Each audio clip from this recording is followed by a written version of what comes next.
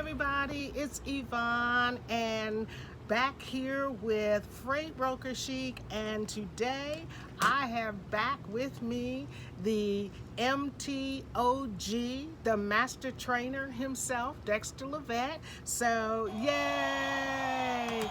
Always great to get to bring him on. And so we are going to do a question today. We're going to kind of do a bit of an Ask Dexter with a little bit of commentary after we looked at the question. So let's get right into it. Don't forget to like, share, and subscribe. Y'all know the deal. I'll put all the information and details in the comments afterwards.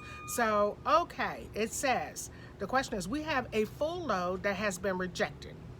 While we were on site, the receiver stated it was being rejected due to labels being incorrect. Sorry about that. Give me 1 second. All right, there we go. Receiver states they had this issue before with the shipper. They inspect the labels and then reject the load. Once we inform the broker what's going on, he says give him a few and he will figure it out. He then comes back with the load is being rejected due to temp discrepancy and wrong labels. When picking up, excuse me, I'm using his phone, so I don't know anything about this phone. So technical difficulties. We brokers, no matter what, we keep going. So just bear with me. Okay.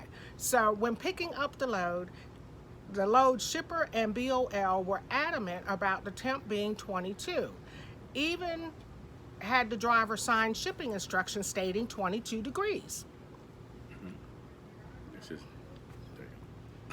It's just ghetto. You got a ghetto phone. Okay, whatever. Okay, what brand is this anyway? See, my iPhone don't do this. But anyway, y'all, back to the... It works for me. Right? Okay. Okay, so even had the driver sign shipping instructions stating 22 degrees, it was printed and handwritten in 3 places. Raycon says minus 10 degrees. So we call... the broker. I'm learning, okay. little labor intensive here, but okay. So we call the broker. However, it's after hours for their support. After hours says hang tight, continue running at minus 10 degrees, and we will call you back. After hours calls back and confirms to the driver to run temperature BOL at 22 degrees. This is a reefer load for you new people that may not know what's going on here, so I apologize. Refrigerated unit. Okay. We arrived to the receiver at 22 degrees, and here is where we are now. Now, here it is, we're finding things a little fishy. The broker has informed us that there will be a claim placed on the load, which that's not uncommon. However, the broker is asking that we deliver the product to an address 550 miles away in a different state, and that and to be destroyed because it's free there. So a quick Google of the address, and it's a cold storage facility. So is the product being destroyed, or is it not? Is it not? Basically is what they're asking. So that was a lot. I know that was a lot, but he's gonna kind of go over with it. And in case you guys ever run into these situations, I mean, this is what we try to tell you guys. The importance of having a mentor is because these things can crop up out of nowhere. Yeah. Okay.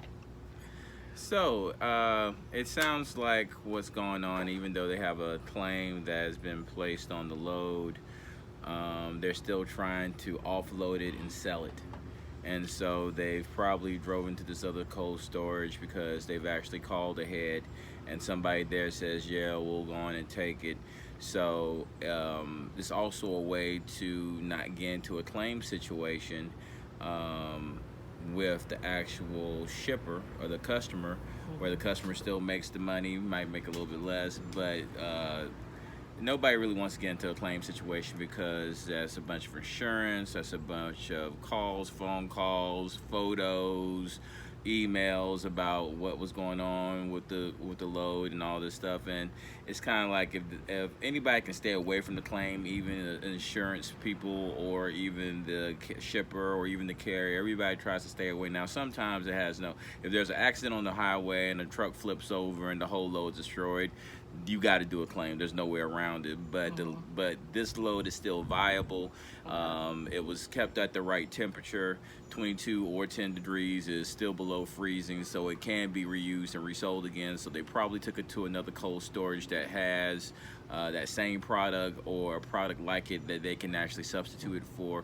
So somebody was still trying to make money off of the actual load. Just taking a load and throwing a load away, you might have 44,000 pounds of ice cream. Who wants to do that? You know what I mean? Or whatever the commodity was, I'm not sure. But they probably took it to another cold storage to try to offload it and resell it. Okay, so and thank you for clearing that up, because I guess, as you know, the broker or the carrier, they're trying to figure out what's going on. Why is this all, you know, being done and happening?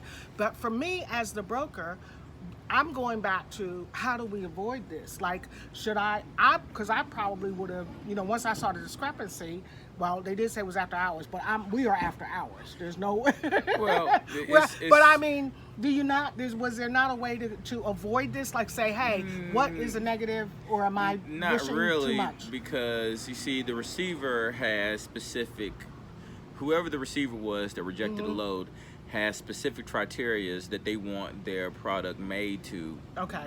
That, of course, we're just like the cab driver. Okay, Right. we're the people who set up the cab. The cab is the truck with the carrier actually moving it. Right. We are just taking something from one point to another point and providing transportation services for that. We don't know all the specifications of how the actual product was supposed to be manufactured, or even, let's just say it wasn't even this perishable product. Let's just say it was a machine, and once it got to the receiver, the machine was missing a part. And of course, we said, well, this is all they loaded on the truck. And he says, well, I'm rejecting the whole machine because it's not the whole machine. You only have half of the machine. We couldn't tell that we only had half the machine because they loaded what they said. We gave them our load number. They said, okay, park over there. We're going to load you up. They brought the BOL. We signed off and went on and took off, you know, as far as the carrier and the broker. So it's really hard to, you cannot foresee a load being rejected no more than you can see an AC unit going out or you being pulled over for a DUI. It just, sometimes things just happen. You can, but when it happens, you have to learn how to be able to deal with it and basically move on. It sounds like the load was rejected, and they said, okay, well, we got another customer that we know will take it. We'll pay the extra shipping fee for you to drive it another 500 miles. But still, if that load that they're delivering is worth $45,000 or $80,000 or $60,000, you'd rather go on and make the money off the load and pay a little bit. Yeah, you're losing more money with transportation, but you're not losing the whole value of the load, because if it gets thrown away, then nobody wins. Then nobody gets paid, and then you still have to pay. Then you have to still wait. Have to pay the carrier. You still have to pay the carrier, and now you got to put in a claim, and then you have to wait till the claim is settled before the money is. So, this way, by selling it to another customer, they're still making their money. No different than blind shipments. You know, when a blind shipment goes down, you know, basically the customer is buying something from a competitor for their customer, but they have liking products, so they run out of their products. So, hey, go over here and get this from this company, and then take it to my customer, but don't let it know that you went over here and picked it up. So it's the same thing. So really, nobody was. Well, somebody messed up, but it wasn't the carrier. No, it wasn't the carrier. It all started at the origin. Because the origin had the order from the shipper. The shipper knew, or the origin knew, the specifications of how their customer wanted that temperature, and they didn't do it. And it sounds like it was a label and a temperature thing. So they didn't have the correct labels on the product, and they also didn't keep it at the right temperature. Or people were, is it 10 degrees? Is it 22 degrees? Is it 22 degrees? Is it 10 degrees? And the poor carrier is caught in the middle going. The poor carrier is caught in the middle and stuff like that. So the carrier's in the dark. He's just doing his job, because all we're really doing, we're just the concierge.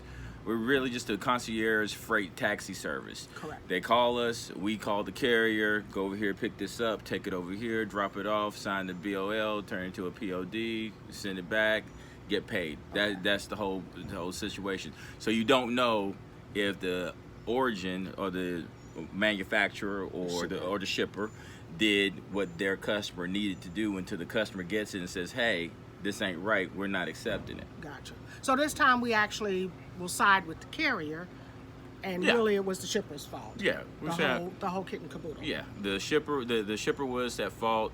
The carrier was not at fault, nor was the broker. Okay. All right, there you have it from the M.T.O.G. I like the master that. trainer. You like that, huh? M.T.O.G. Yeah, the M.T.O.G. The master trainer himself. And so thank you guys again for tuning in. Our next training is going to be July 27th. I will have that information as always in the comments. So please reach out to us as you always do. Thank you for all of those who hit me up already. Don't forget again to like, share, and subscribe. That really just helps us reach more people. I mean, I am so grateful and overwhelmed when you guys hit me up and say, hey, you know, your trainings and your videos have just been awesome for us, and we just appreciate that so much. So if there's other people out there you think might benefit from it, please go ahead and share it with them. We will see you next time here on Freight Broker Chic. Bye bye, everybody. Take care.